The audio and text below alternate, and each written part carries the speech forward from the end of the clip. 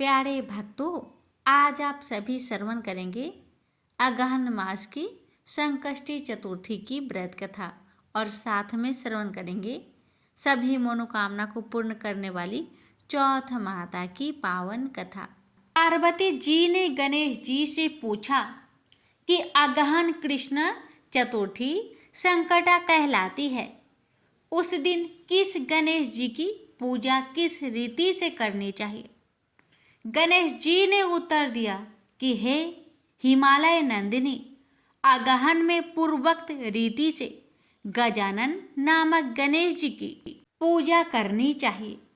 पूजन के बाद अर्घ्य देना चाहिए। दिन भर व्रत रहकर पूजन के बाद ब्राह्मण को भोजन करवाकर जौ, तिल, चावल, चीनी और घृत का साकला बनाकर हवन कराए तो वह अपने शत्रु को वशीभूत कर सकता है। इस संबंध में हम एक प्राचीन इतिहास सुनाते हैं। प्राचीन काल में त्रेता युग में दशरथ नामक एक प्रतापी राजा थे। वे राजा अखेट प्रिय थे। एक बार अनजाने में ही उन्होंने एक श्रवण कुमार नामक ब्राह्मण का अखेट में वध कर दिया। उस ब्राह्मण के अंधे माँ बाप ने राजा को श्राप दिया, जिस प्रकार हम लोग पुत्र शोक में मर रहे हैं, उसी भांति तुम्हारा भी पुत्र शोक में मरण होगा। इससे राजा को बहुत चिंता हुई। उन्होंने पुत्रेष्टि यज्ञ करवाया। फलस्वरूप जगदीश्वर ने राम रूप में अवतार लिया। भगवती लक्ष्मी जानकी के रूप में अवतरित हुई। पिता की आज्ञा पाकर भगवान राम, सीता और लक्ष्मण सहित वन को गए, जहां उन्होंने खर, दूषण आदि अनेक राक्षस व राक्षसियों का वध किया। इससे क्रोधित होकर रावण ने सीता जी का अपहरण कर लिया। सीता जी की खोज में भगवान राम ने पंचवटी का त्याग कर दिया और ऋष्यमुख पर्वत पर पहुंचकर सुग्रीव के साथ मैत्री की। तत्पश्चात सीता जी की खोज में हनुमान जी आदि बानर तत्पर हुए। ढूंढते ढूंढते बानरों ने गिद्धराज संपाति को देखा। इन बानरों को देखकर संपाति ने पूछा कि कौन हो, इस वन में कैसे आए हो, तुम्हें किसने भेजा है, यहाँ पर तुम्हारा आना किस प्रकार हुआ है। संपाति की बात सुनकर बानरों ने उत्तर दिया कि भगवान विष्णु के अवतार दशरथ नंदन राम जी, सीता जी और लक्ष्मण जी के साथ दंडक वन में आए हैं। वहां पर उनकी पत्नी सीता जी का अपहरण कर लिया गया है। हे मित्र, इस बात को हम लोग नहीं जानते कि सीता कहाँ है। उनकी बात सुनकर संपाति ने कहा कि तुम सब रामचंद्र के सेवक होने के नाते हमारे मित्र हो। जानकी जी का जिसने हरण किया है और वह जिस स्थान पर है वह मुझे मालूम है। सीता जी के लिए मेरा छोटा भाई जटायु अपने प्राण गंवा चुका है। यहाँ से थोड़ी ही दूर पर समुद्र है और समुद्र के उस पार राक्षस नगरी है। वहाँ अशोक के पेड़ के नीचे सीता जी बैठी हुई है। रावण द्वारा अपहरण सीता जी अभी भी मुझे दिखाई दे रही हैं। मैं आपसे सत्य कह रहा हूँ कि सभी बानरों में हनुमान जी अत्यंत पराक्रमशाली है, अतः उन्हें वहाँ जाना चाहिए। केवल हनुमान जी ही अपने पराक्रम से समुद्र लांघ सकते हैं, अन्य कोई भी इस कार्य में समर्थ नहीं है। संपाति की बात सुनकर हनुमान जी ने पूछा कि हे संपाति, इस विशाल समुद्र को मैं किस प्रकार पार कर सकता हूँ, जब हमारे सब बानर उस पार जाने में असमर्थ है, तो मैं ही अकेला कैसे पार कर सकता हूँ। हनुमान जी की बात सुनकर संपाति ने उत्तर दिया कि हे मित्र, आप संकट नाशक गणेश चतुर्थी का व्रत कीजिए। उस व्रत के प्रभाव से आप समुद्र को क्षण भर में पार कर लेंगे। संगपाति की आदेश से संकट चतुर्थी के उत्तम व्रत को हनुमान जी ने किया। हे देवी, इसके प्रभाव से हनुमान जी क्षण भर में समुद्र को लांघ गए। इस लोक में इसके समान सुखदायक कोई दूसरा व्रत नहीं है। श्री कृष्ण जी कहते हैं कि महाराज युधिष्ठिर, आप भी इस व्रत को कीजिए। इस व्रत के प्रभाव से आप क्षण भर में अपने शत्रुओं को जीतकर संपूर्ण राज्य के अधिकारी बनेंगे। भगवान कृष्ण का वचन सुनकर युधिष्ठिर ने गणेश चतुर्थी का व्रत किया। इस व्रत के प्रभाव से वे अपने शत्रुओं को जीतकर राज्य के अधिकारी बन गए। प्रेम से बोलिए गणेश भगवान जी की जय। आइए भक्तों, जानिए मार्गशीर्ष मास गणेश चतुर्थी व्रत पूजन विधि के बारे में। प्रातःकाल उठकर नित्य कर्म से निवृत्त हो शुद्ध होकर स्वच्छ वस्त्र धारण कर ले। श्री गणेश जी का पूजन पंचोपचार धूप दीप नैवेद्य अक्षत फूल विधि से करे। इसके बाद हाथ में जल तथा ध्रुवा लेकर मन ही मन श्री गणेश जी का ध्यान करते हुए व्रत का संकल्प करे। उसके बाद अब कलश में जल भरकर उसमें थोड़ा गंगा जल मिलाए। कलश में ध्रुवा सिक्के साबुत हल्दी रखे। उसके बाद लाल कपड़े से कलश का मुख बांध दे। अब कलश पर गणेश जी की प्रतिमा स्थापित करे। पूरे दिन श्री गणेश जी के मंत्र का सतवन करे। संध्या को दोबारा स्नान कर शुद्ध हो जाए। श्री गणेश जी के सामने सभी पूजन सामग्री के साथ बैठ जाए। विधि विधान से गणेश जी का पूजन करे। वस्त्र अर्पित करे। नैवेद्य के रूप में 10 लड्डू अर्पित करे। चंद्रमा उदय होने पर चंद्रमा की पूजा कर अर्घ्य अर्पण करे।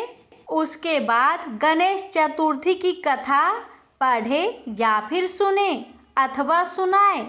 जौ चावल चीनी तिल व घी से हवन करे। तत्पश्चात गणेश जी की आरती करे। 5 लड्डू प्रसाद के रूप में बांट दे और शेष 5 अगले दिन ब्राह्मण को दान में दे। 12 महीने सुनी जाने वाली चौथ माता की व्रत कथा। एक नगर में एक बूढ़ी माँ रहती थी। वह अपने बेटे की सलामती के लिए 12 महीनों की चौथ का व्रत करती थी। हर चौथ को पंसारे से थोड़ा सा गुड़ और घी लाकर 4 लड्डू बनाती। एक बेटे को देती, एक से पूजा करती, एक हथकार के लिए निकालती और एक चांद उगने पर खुद खा लेती थी। एक बार उसका बेटा ताई से मिलने गया। ताई ने बैसाखी चौथ का व्रत रखा था। ताई से पूछा, माँ तो 12 चौथ करती है। ताई बोली, तेरी माँ तेरी कमाई से तरमाल खाने के लिए 12 चौथ करती है। तू परदेश जाए तो वह एक भी चौथ नहीं करेगी। लड़के को लगा ताई सच कह रही है। घर आकर माँ से कहा, मैं परदेश जा रहा हूँ। यहाँ तू मेरी कमाई खाने पीने में ही उड़ा देती है। माँ ने समझाकर रोकना चाहा, पर बेटा नहीं माना।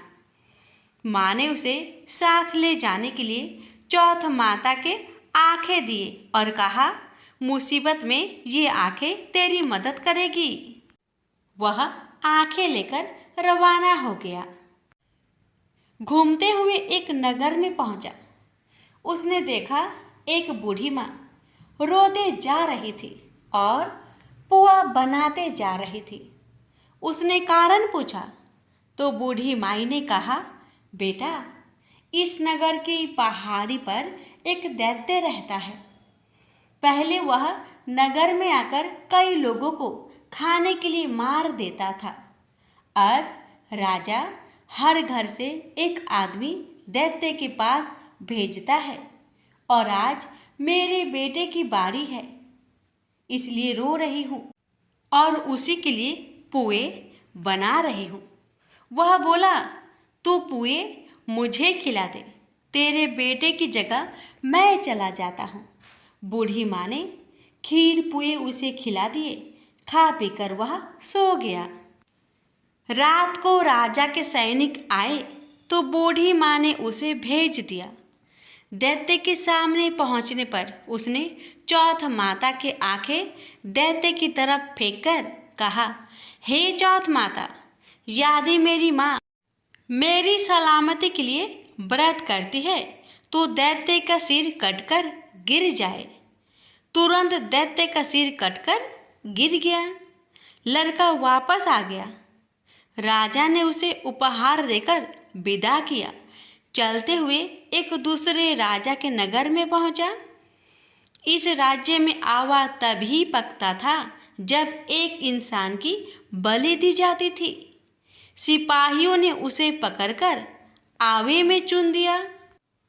लड़के ने आंखें आवे में डाले और कहा, हे चौथ माता, यदि मेरी माँ मेरी सलामती के लिए व्रत करती है तो आवा मेरी बलि लिए बिना ही झट से पक जाए।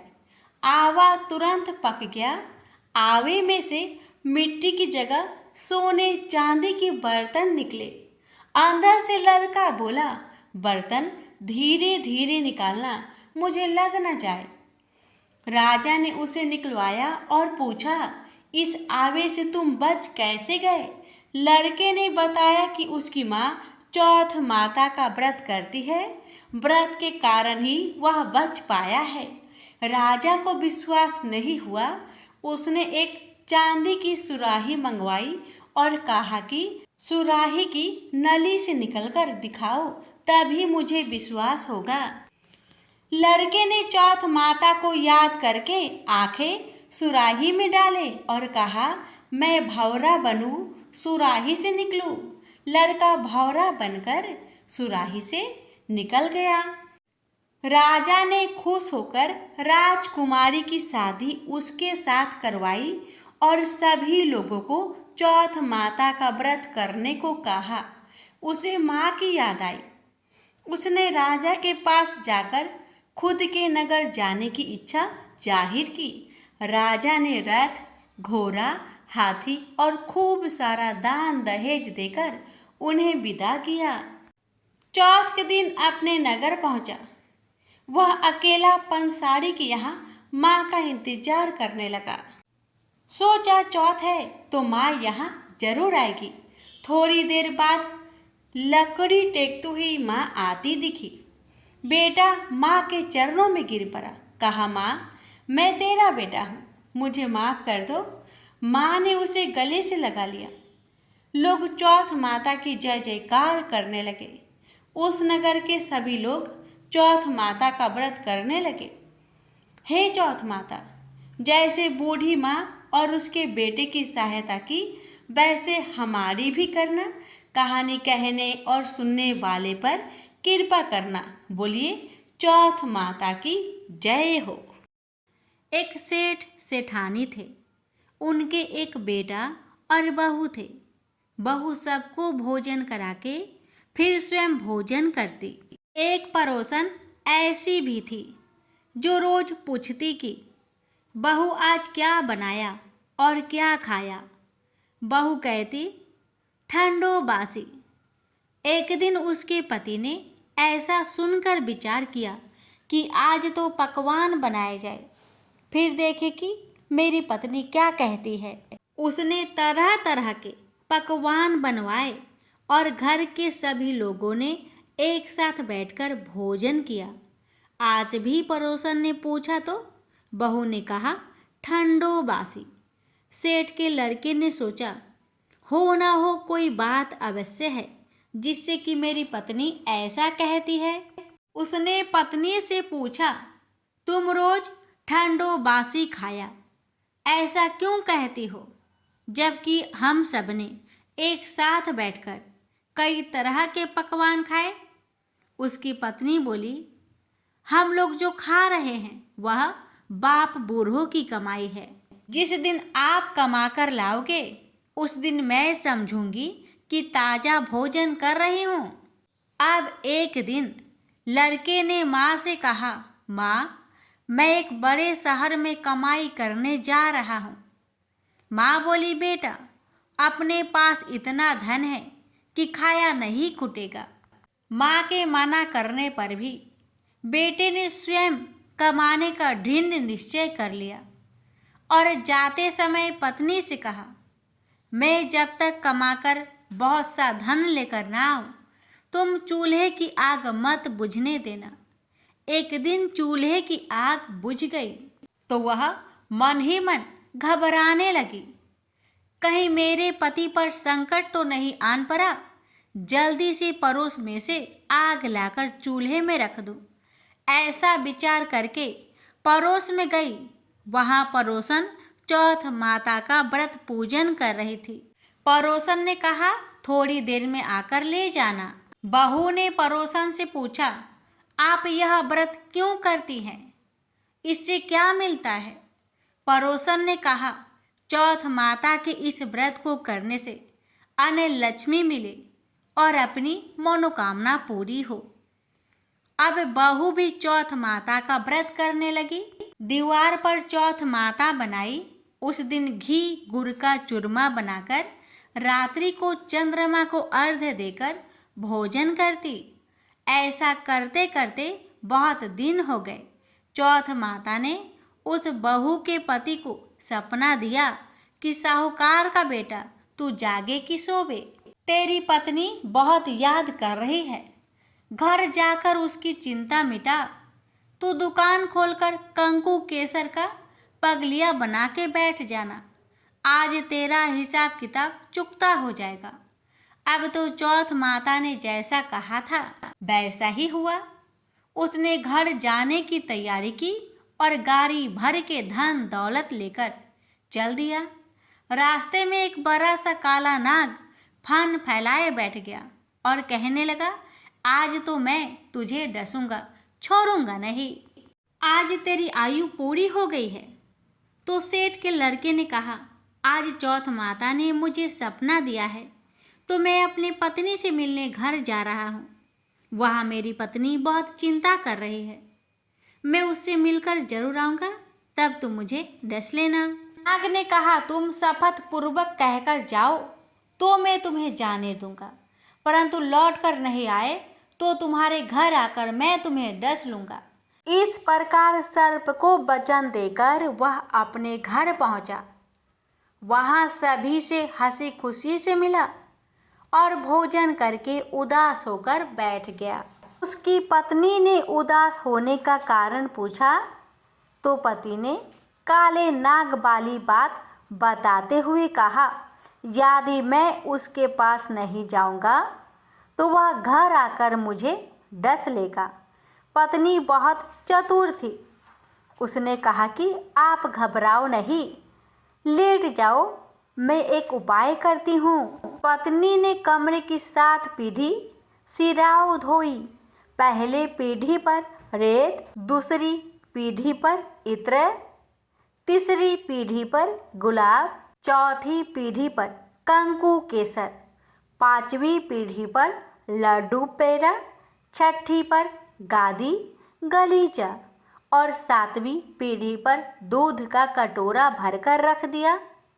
इस प्रकार वह 7 ही पीढ़ी सजाकर बैठ गई। आधी रात होते ही नाग आकर पीढ़ी चढ़ने लगा। पहली पीढ़ी पर रेत में लौट गया और कहने लगा कि सेठ की बहू ने आराम तो बहुत दिया, पर वचन से बंधकर आया हूँ, सो डसूंगा अवश्य ही। इस प्रकार 7 पीढ़ियों पर नाग आराम करता हुआ और कहता हुआ कि डसूंगा जरूर।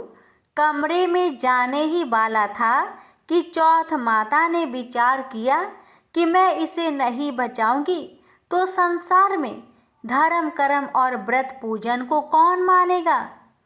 अब तो गणेश जी, चंद्रमा जी और चौथ माता ने उसे बचाने का विचार किया। चंद्रमा जी ने उजाला किया, चौथ माता ढाल बनी और गणेश जी ने तलवार लेकर नाग को मार दिया और ढाल से ढक दिया। अब बहू भी थकी हारी सो गई।